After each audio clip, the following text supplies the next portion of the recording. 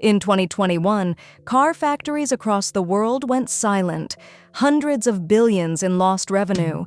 The culprit? A chip smaller than your fingernail, costing less than 500 rupees. And while the world stared at that shortage, a quieter monopoly tightened. One country now processes 90% of the world's rare earths, 17 obscure elements hiding inside everything you own. 2 choke points, one story. Let's take them in turn. First, the elements. Rare earths aren't actually rare, they're everywhere, but scattered, never concentrated, and separating them requires acid baths, toxic chemistry, and radioactive waste, which is precisely why the West spent 40 years happily outsourcing the dirty work to China.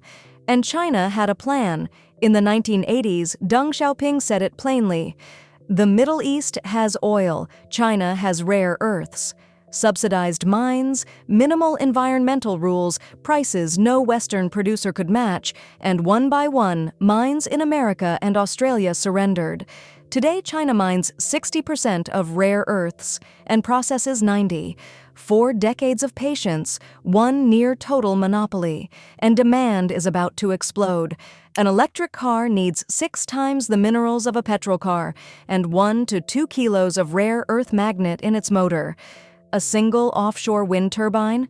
600 kilos of magnets. By 2040, rare earth demand is projected to grow 7-fold. The greener the world gets, the more it depends on the elements one country controls. Now, the second choke point? Chips. A modern semiconductor fab is the most complex factory humans have ever built.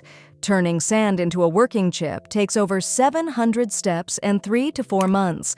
A cutting-edge fab costs $15 to $20 billion, so expensive that only 3 companies on Earth can even attempt it, and one of them, TSMC of Taiwan, fabricates roughly 90% of the world's most advanced chips. But the deepest bottleneck of all is a single Dutch company, ASML, the only maker anywhere of the EUV machines that etch patterns smaller than a virus onto silicon. Each machine, $150 to $350 million, 180 tons, 40 shipping containers, 6 months to install. No EUV, no advanced chips. Full stop. Which is why export bans on this one machine have effectively frozen China's chip-making at older generations. One company in one small country, holding a leash on a superpower, and hovering over everything, Taiwan. An island of 24 million people makes the chips that power the modern world, and a conflict there could disrupt trillions in output.